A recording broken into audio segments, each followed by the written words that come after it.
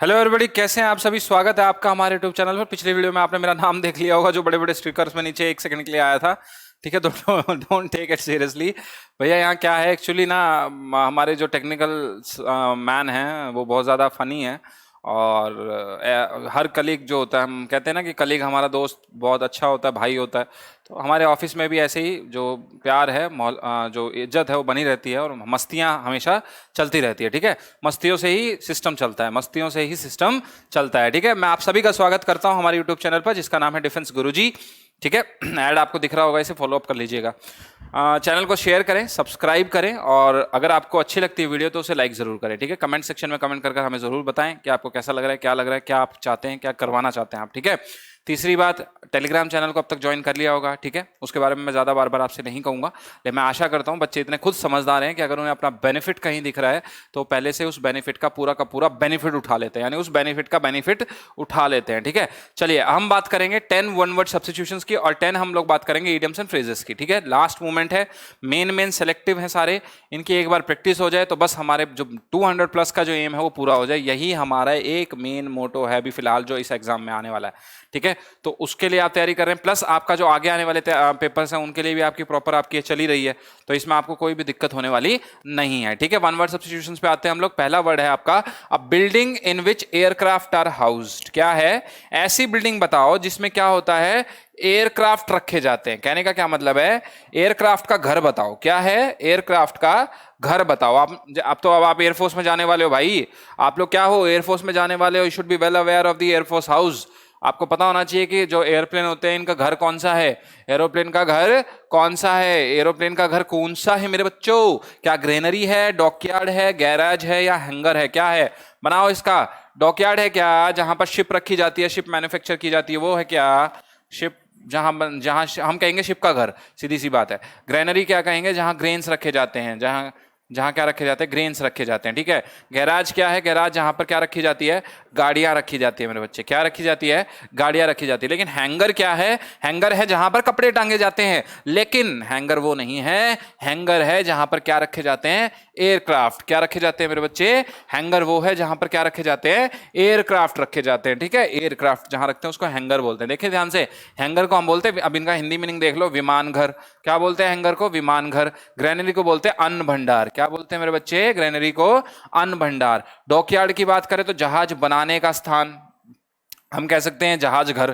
क्या बोल सकते हैं हम इसे? जहाज घर। कहने का क्या मतलब है, जहाजों के रहने का स्थान, दैट इज जहाज घर, डॉकयार्ड। गैराज क्या होता है? गाड़ी खड़ी करने की जगह, जहां हम क्या करते हैं, गाड़ियों को खड़ा करते हैं। गाड़ियों को खड़ा करते हैं उसको क्या बोलते हैं हम? गैराज बोलते हैं। ठीक है, चले नेक्स्ट पर। A person who readily believes other. ऐसा बंदा जो बहुत इजीली, रेडली का क्या मतलब है, बहुत इजीली किस पर, दूसरे पर भरोसा कर ले। बहुत आसानी से आपने क्या किया, अपने सामने वाले पर भरोसा कर लिया, उसको क्या बोलते हैं? क्रेडिबल बोलते हैं, क्रेडुलस बोलते हैं, सेंसिटिव बोलते हैं, सेंसिबल बोलते हैं। क्या बोलते हैं? लगाओ अपना आप लोग, लगाओ अपना, क्या बनाओगे आप लोग, देखते हैं। लगाइए। क्रेडिबल, क्रेडुलस, सेंसिटिव, सेंसिबल हो गया होगा ये। चले, क्रेडिबल का क्या मतलब होता है? क्रेडिबल का मतलब होता है विश्वसनीय। कहने का क्या मतलब है? विश्वसनीय पात्र। वो कैसा पात्र है? बहुत विश्वसनीय है, मतलब मैं उस पर बहुत बिलीव करता हूं। क्यों? क्योंकि मुझे पता है कि he is he is beneficial to society।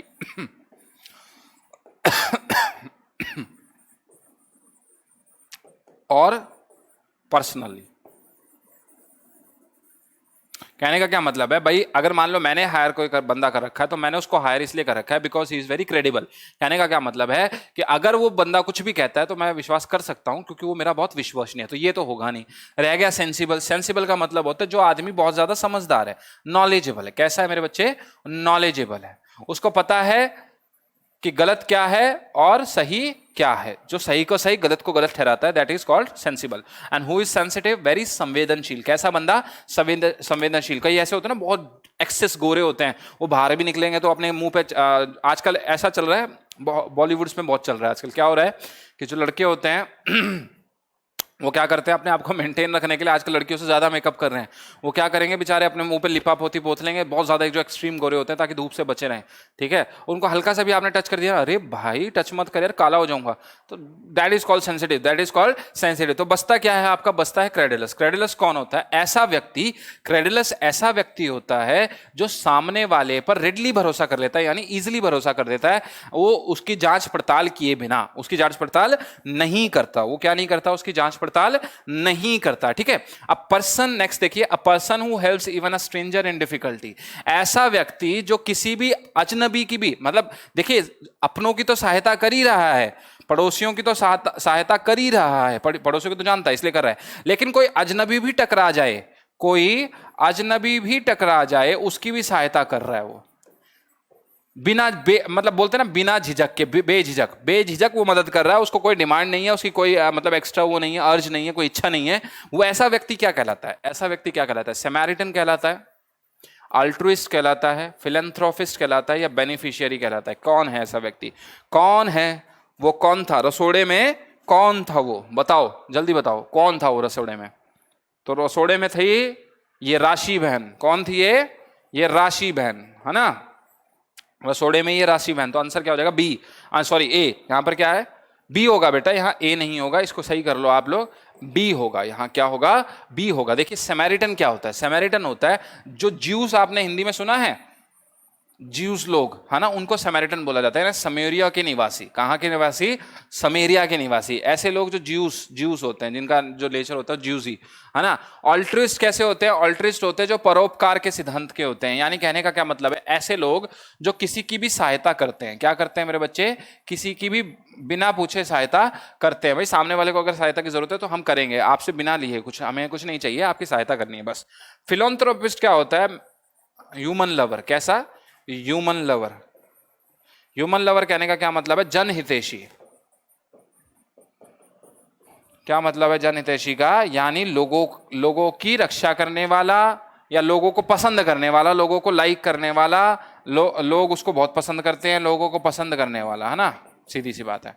तो उसको क्या बोलते हैं, फिलोंथ्रोपिस्ट। और मिसैंथ्रोपिस्ट कौन होता है, जो लोगों को पसंद नहीं करता, ये भी सीख लो, इसका ऑपोजिट क्या होता है, मिसैंथ्रोपिस्ट।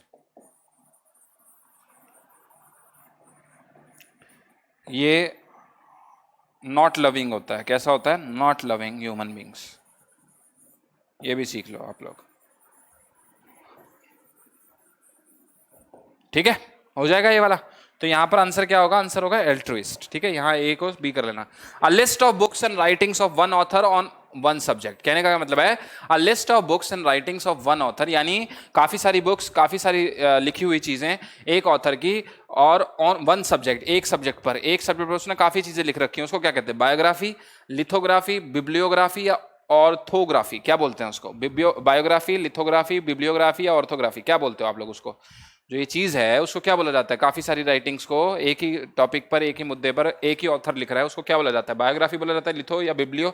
बिल्कुल आप सही है, सी पे लगा रहे हैं क्या आप लोग, सी पे लगा रहे हैं क्या, सी पर ही लगा रहे होंगे आप लोग, सो सी यहाँ पर बिल्कुल सही है आपका। सी को हम हिंदी में बोलते हैं ग्रंथ सूची, यानी एक राइटर के द्वारा लिखी गई, जैसे तुलसीदास ने काफी सारी लिखी, एक राइटर के द्वारा, एक राइटर के द्वारा एक टॉपिक पर, किस पर, एक टॉपिक पर कई सारी बुक,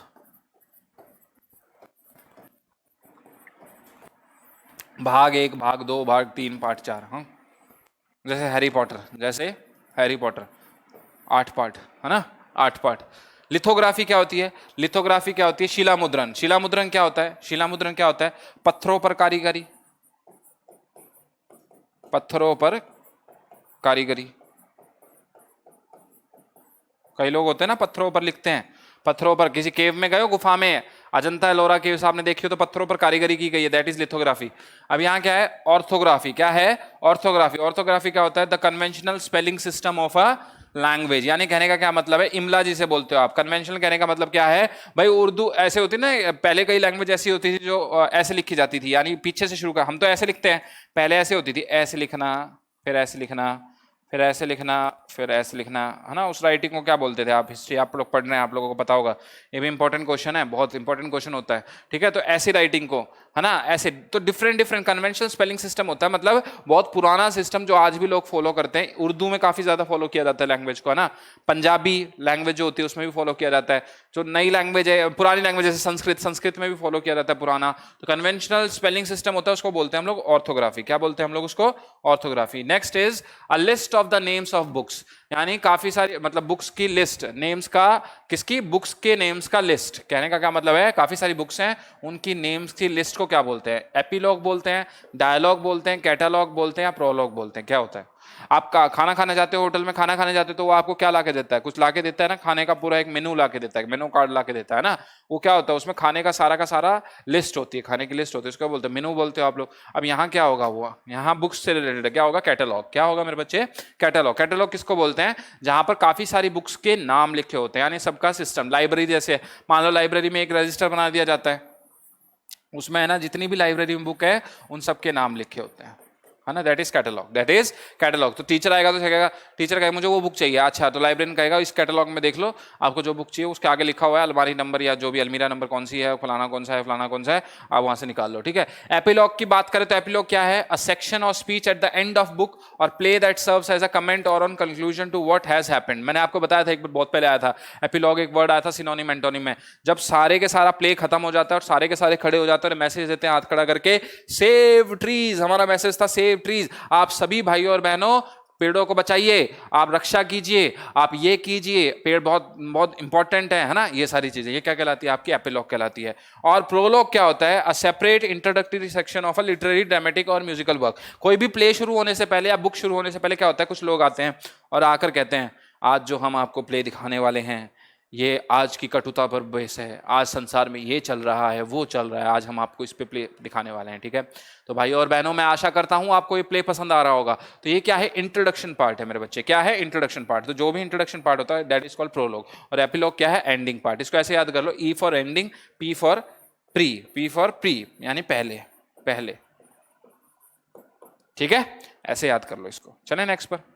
नेक्स्ट है आपका अ लार्ज ब्यूरियल ग्राउंड। ये तो बहुत आसान है, ये तो बहुत आसान है। अ लार्ज, ये वो है, ये शॉर्ट शॉर्ट क्वेश्चंस हैं, एक बात याद रखना, मैंने आपको बताया नहीं, ये क्या है? शॉर्ट शॉर्ट क्वेश्चंस हैं, यानी ये वो क्वेश्चंस हैं जिनके आने के चांसेस आपके क्या है? 120%। इनको हम कहीं नहीं जाने देंगे। वो सिमेट्री, मर्सिनरी, एमिशरी या सिमेट्री, क्या होगा? सिमेट्री और सिमेट्री दोनों में अंतर है। इसमें सी ई लगा हुआ है, इसमें S Y M M E लगा हुआ है। E T E R Y तो बिल्कुल सेम है। ई टी इसमें आर वाई है, यहाँ पर एक और ई गायब है ना। बनाओ सिमेट्री, मर्सिनरी, एमिशरी, सिमेट्री। इसको बोलते क्या हो आप लोग? कब्रिस्तान बोलते हो? बोलते हो कि नहीं बोलते हो? कब्रिस्तान, है ना, बोलते हो कि नहीं बोलते हो? यानी वो क्या है? सिमेट्री है। क्या है? सिमेट्री क्या होती है? जहां पर मरे हुए को गाड़ा जाता है या मरे हुए को जलाया जाता है, ठीक है। हिंदुओं में जलाया जाता है, क्रिश्चियन में गाड़ा जाता है, मुसलमानों में भी गाड़ा जाता है, ठीक है। तो क्या है सिमेट्री? देखते हैं। सिमेट्री बोला जाता है कब्रिस्तान को। और मर्सिनरी किसको बोला जाता है? किराए के घर को, है ना। जहां आप रह रहे हो, आप वहां आप रेंट पे ही हो। क्या हो आप? रेंट पे ही हो, तो आप क्या हो? मर्सिनरी। मर्सनरी आप वहां रह रहे हो, ठीक है। अब आता है एमिसरी। एमिसरी क्या होता है? संदेश वाहक, यानी आपके पास जो संदेश लेकर आता है, यानी पोस्टमैन टाइप में। या जो संदेश वाहक ऐसा होता है कि पर्सनली हम लोग रखते हैं कि भाई जो भी होता हो ना डे टू डे, वो मुझे ला के दे दियो, संदेश ला के दे दियो, मेरा संदेश क्या है, ठीक है। उसे हम बोलते हैं एमिसरी। और सिमेट्री क्या होता है? बिल्कुल सेम, समान रूप में, है ना। समरूपता हम बोलते हैं, एक चीज का समान रूप में होना। कैसा होना मेरे बच्चे? समान रूप में होना, ठीक है। उसको क्या बोलते हैं हम लोग? उसको बोलते हैं सिमेट्री, ठीक है। चले नेक्स्ट पर। अ को वर्कर इन एन ऑफिस और इंस्टीट्यूशन। को वर्कर को क्या कहा जाता है? आपके साथ जो ऑफिस में काम कर रहा है उसको क्या कहा जाता है? देखो यहां कंफ्यूजन होगी आपको, ये जो शब्द है इसमें कंफ्यूजन होगी। कलीग कहा जाता है, कंपेनियन, एलाई या एकम्प्लिस, क्या कहा जाता है उसको? बिल्कुल, आप इसमें क्या लगाना चाहते हैं? मैं इसके साथ जाऊंगा, किसके साथ जाऊंगा? मैं कलीग के साथ जाऊंगा, मैं कलीग के साथ जाऊंगा। आप डिफरेंस समझेंगे हम इसके बीच में। कलीग का मतलब भी क्या होता है? साथी। एकम्प्लिस का मतलब भी साथी। एलाई का मतलब दोस्त, साथी। कंपेनियन का मतलब भी साथी। अब अंतर समझो। कलीग क्या होता है? जो हमारे साथ काम कर रहा है, जिसके साथ हम काम कर रहे हैं, जिसके साथ हमारी अंडरस्टैंडिंग बहुत ज्यादा है, हम मिलकर एक काम करते हैं, हमारी सोच कैसी है? एक है, कलीग, ठीक है। कंपेनियन का क्या मतलब होता है? Companion can be anybody, your neighbourhood, your कोई any stranger can also be your companion. भाई आप किसी कुत्ते को आपने वो बना लिया, कंपेनियन बना लिया है ना, किसी कोई जा रहा था, लड़की जा रही थी, उसको आपने हाय हेलो करी, 2 मिनट में बात शुरू हो गई, आपने स्ट्रेंजर कंपेनियन हो गई, वो आपकी क्या हो गई, कंपेनियन हो गई। एलाई क्या होता है, ally is related to the countries, ally is related to the countries, एक वर्ड हमने अभी सीखा भी था पीछे।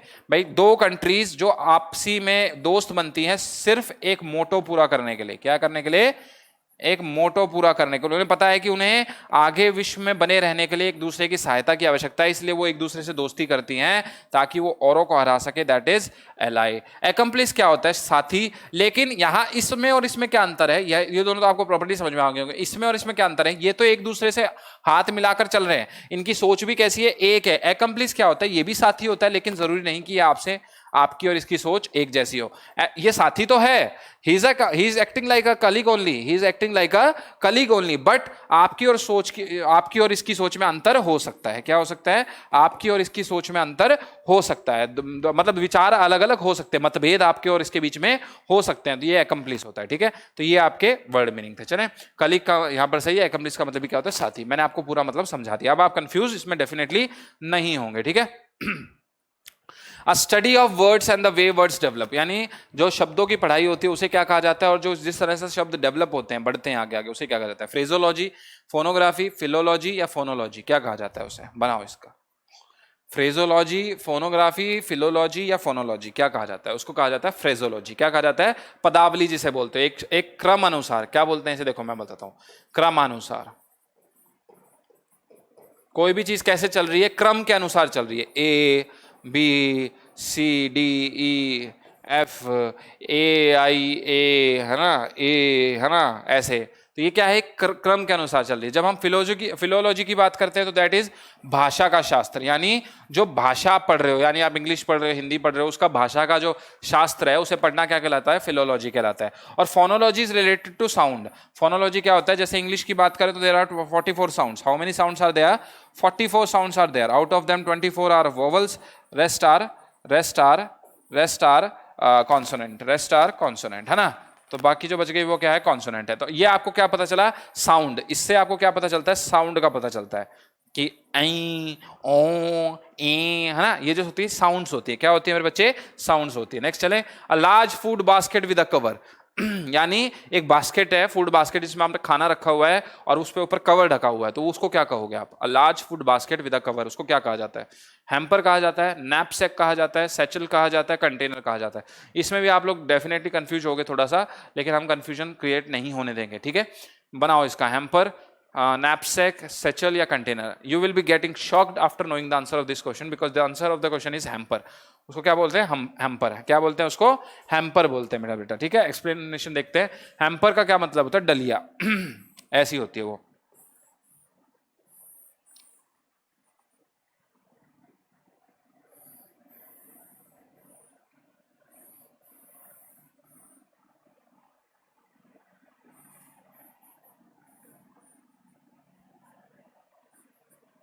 यानी ये वाला उठाओगे तो इसमें डाल दो, ये वाला उठाओगे तो इसमें डाल दो, ये ऐसी होती है।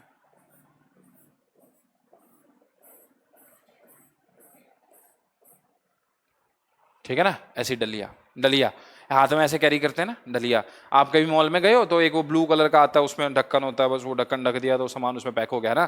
तो आपने सामान डाला उसमें, ढका काउंटर पे गए, बिल कटवाया और वहां से सामान निकाल के बैग में डाला, then you went back. Okay, knapsack, knapsack क्या होता है, बस्ता, बस्ता, बस्ता कैसा, वो झोला टाइप में जो अपन यहाँ टांगते हैं, है ना, बस्ता ऐसे टांगना। ठीक है, और सैचल का मतलब भी क्या होता है, झोला, इसको भी क्या बोलते हैं, बस्ता ही बोलते हैं।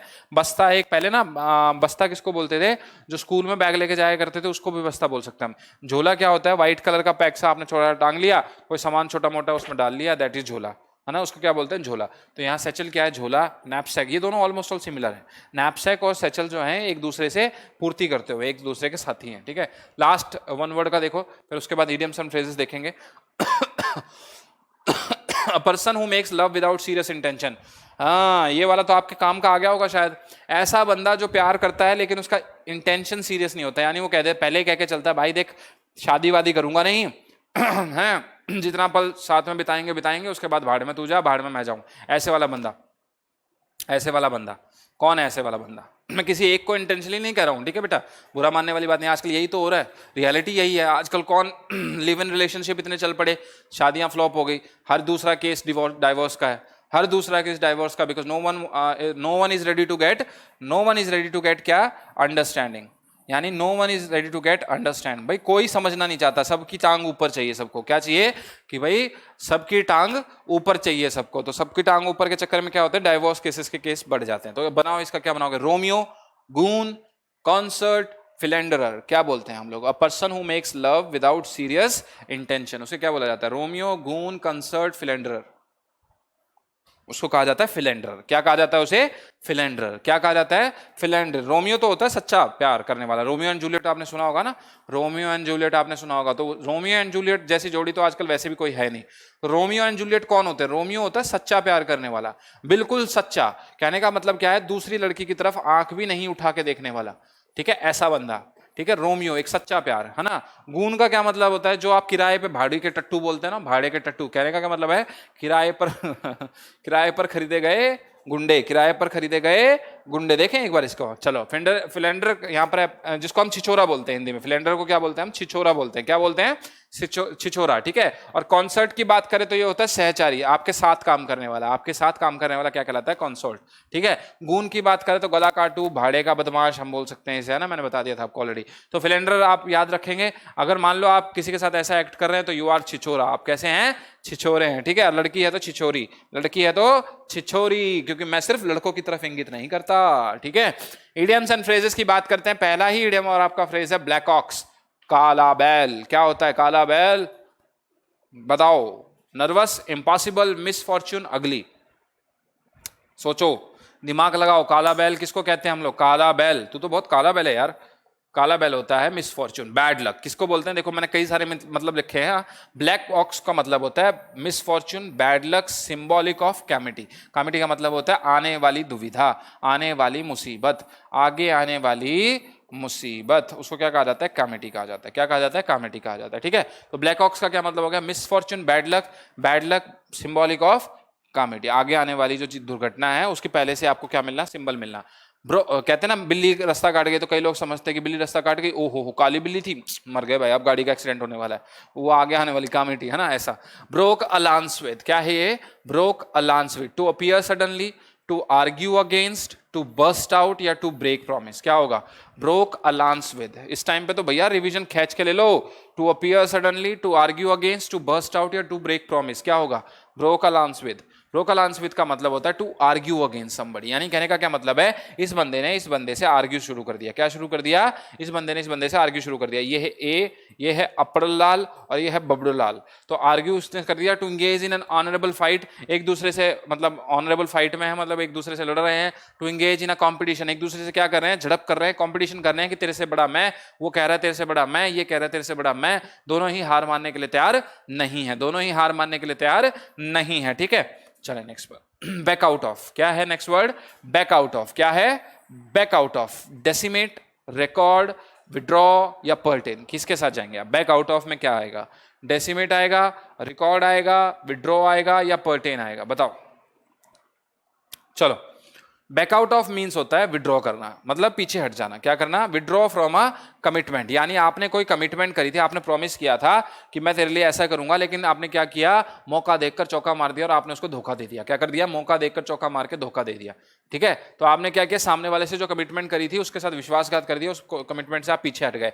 To decide not to do something that you had said you would do, यानी कहने का क्या मतलब हो गया, जो मैंने आपको बता दिया कि आपने कहा था मैं ऐसा करूंगा, मैं, तू टेंशन मत ले। जैसे एक बार पता क्या हुआ था, सुग्रीव और वो याद है आपको, बाली, तो उनका युद्ध था। तो ये क्या था, मैं आपको बताता हूं। अब बाली, आपको पता है ये पावरफुल था, और बाली को एक वरदान ये था कि भाई जो आदि शक्ति है सामने वाले की, जो भी उससे लड़ने आएगा उसकी आदि जो शक्ति है वो उसके अंदर समा जाएगी, ये थी ना उसके, उसको वरदान प्राप्त था। तो अब सुग्रीव का एक बार क्या हुआ भाई, बाली ने ना सुग्रीव के ऊपर कोई डाउट हो गया, कोई किसी कारणवश, वो गुफा वाला सिस्टम था, वो पूरी बड़ी कहानी हो जाएगी, मैं पूरी नहीं सुनाऊंगा। तो भाई उसको निकाल दिया घर से। अब वो बैठा था बेचारा, राम आ गए, राम भगवान आए तो उसने सारी व्यथा सुनाई अपनी। राम ने कहा भाई मैं तेरी मदद करूंगा, लेकिन मैं पेड़ के पीछे छुप कर उस पर वार करूंगा, ठीक है, मैं क्या करूंगा, पेड़ पर छुप के उसको वार करूंगा, ठीक है।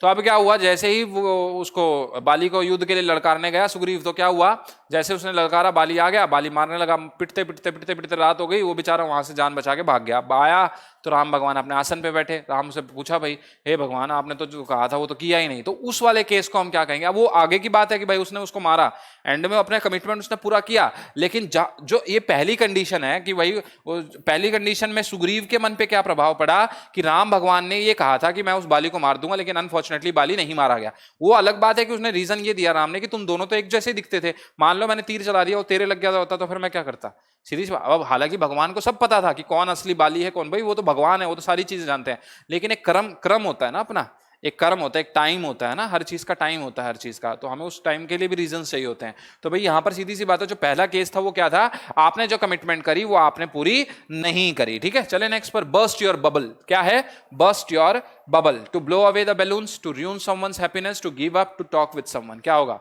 Burst your bubble.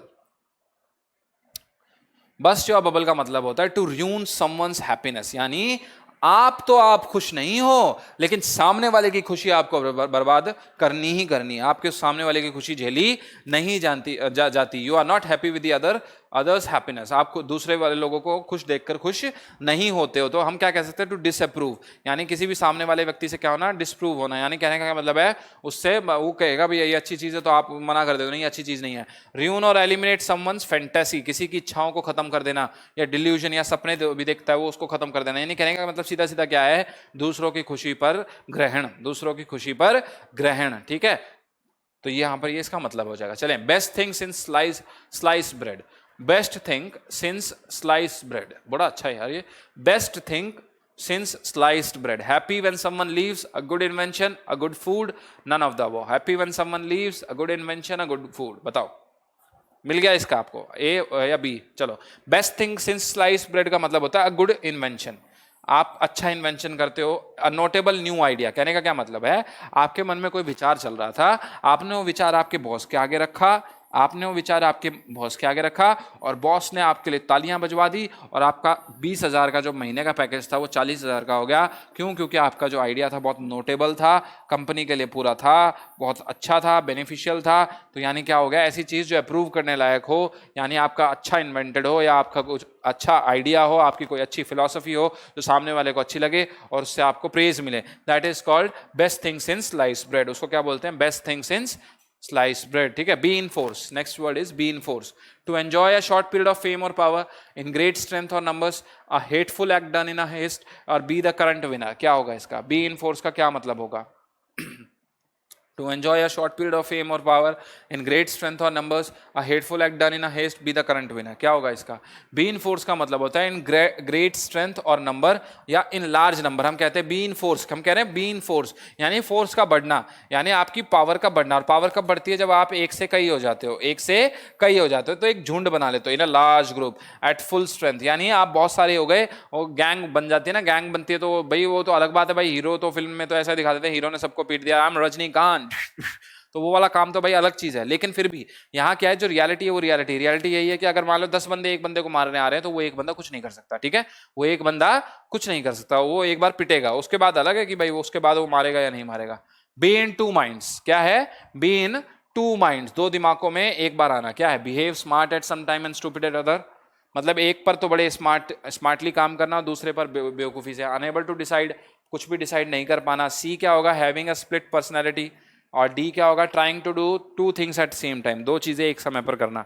क्या होगा इसका, चलो देखते हैं। अनेबल टू डिसाइड क्या मतलब होता है इसका, अनेबल टू डिसाइड यानी B option, be in two minds का मतलब होता है, अब कहते हैं ना यार ये करूं नहीं करूं, इसका ये बेनिफिट होगा, नहीं नहीं नहीं, सामने वाले ने कहा था कि ये तो होना नहीं चाहिए, नहीं यार ये तो नहीं कर सकता, यानी दो माइंड रखना, भाई नहीं करता यार, ठीक है कर लेता हूँ, नहीं करता कर लेता हूँ, है ना, ऐसा। बी इन टू माइंड का मतलब होता है अनेबल टू डिसाइड, या be unable to decide between two things alternatives, हम कहते हैं दो चीजों के बीच में पता नहीं लगा पाना।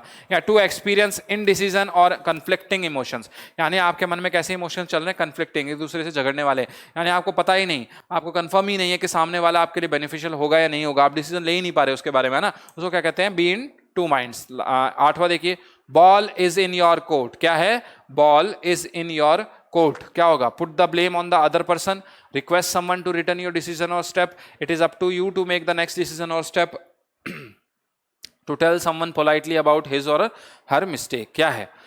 आंसर सी इसमें सही है। आंसर सी क्या है? It is up to you to make the next decision or step, यानी आपके ऊपर है कि आप अपना नेक्स्ट डिसीजन लेना चाहते हैं या नहीं लेना चाहते।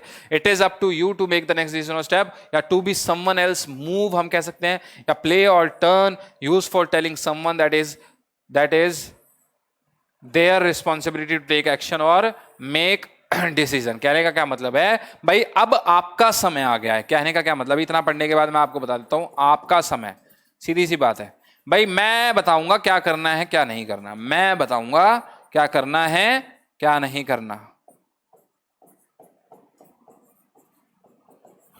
ठीक है? चले नेक्स्ट पे, back to square one. Next one is back to square one. To be able to count, to complete a game, to start again या to replay a game of chess. Back to square one लगाइए। back to square one पे क्या लगाएंगे? चलिए back to square one का हम देख लेते हैं। back to square one का मतलब होता है start again something। आप हार गए, आपने start कर दिया, आप running point से भागे, unfortunately क्या हुआ? आपने foul कर दिया, सारे बंदे भाग रहे हैं, आपको वापस start करना पड़ेगा। यानी किसी गलती की वजह से, या हम कह सकते हैं आपने बहुत मेहनत करी, unfortunately पेपर का क्लियर नहीं हुआ और आपको वापस अब बिगिनिंग से तैयारी करनी पड़ेगी सारे कंसेप्ट को क्लियर करने के लिए, और फिर आपने वापस उसको पास कर लिया। यानी कहने का मतलब है to start again, returning to the beginning usually as a result of failure. यानी आप फेल हो गए और उसके कारण से आपको वो चीज वापस स्टार्ट करनी पड़ी। क्या करनी पड़ी? वापस स्टार्ट करनी पड़ी। Last question, beggar description. क्या है? Beggar description. Can not be described, sometime described by a beggar, a poor account of something, a description of a beggar. क्या बनेगा इसका? आपको इसका आंसर साफ दिख गया होगा यार, सी वाला आपको या ए वाला आपको आंसर दिखा होगा। कौन सा दिखा इसमें? ए क्या था? कैन नॉट बी डिस्क्राइब, ठीक है। ऐसी चीज जो डिस्क्राइब ना की जा सके, ऐसी चीज जो डिस्क्राइब ना की जा सके, आप उसका बहुत पुअर वो दे रहे हो। वैसे तो ये जो सी वाला है ना, पुअर अकाउंट ऑफ समथिंग, ये भी इसका बिल्कुल सही हो सकता है। अगर ये ऊपर वाला ना आए ना तो ये वाला कर देना, और ये वाला ना आए तो वो वाला कर देना। पुअर अकाउंट ऑफ समथिंग का मतलब ये होता है आपको नॉलेज नहीं है, हम फेंकने लग जाते हैं, फेंकने लग जाते हैं। फेंकना सीधा सा मतलब क्या है? फेंकना, ठीक है। तो जो फेंकने लग जाते हो ना आप लोग, जो फेंकने लग जाते हो तो उसको कहा जाता है, ठीक है। तो कैन नॉट बी डिस्क्राइब या टू डिफाई डिस्क्रिप्शन या to be unable to be describe, की सामने वाली जो चीज़ है वो डिस्क्राइब करने लायक नहीं है, और अगर हम डिस्क्राइब भी कर रहे हैं तो बड़ा पुअरली डिस्क्राइब कर रहे हैं। कैसे कर रहे हैं? पुअरली डिस्क्राइब कर रहे हैं, ठीक है। तो ये थे आपके वन वर्ड सब्स्टिट्यूशंस और इडियम्स एंड फ्रेजेस। मैं आशा करता हूँ आपको ये वर्ड्स पसंद आए होंगे, नए भी थे कुछ, एक दो पुराने भी थे, तो इनसे आप लोग बहुत कुछ सीखा भी होगा, ठीक है। चलिए अगली वीडियो का इंतजार कीजिएगा, तब तक के लिए जय हिंद, जय भारत।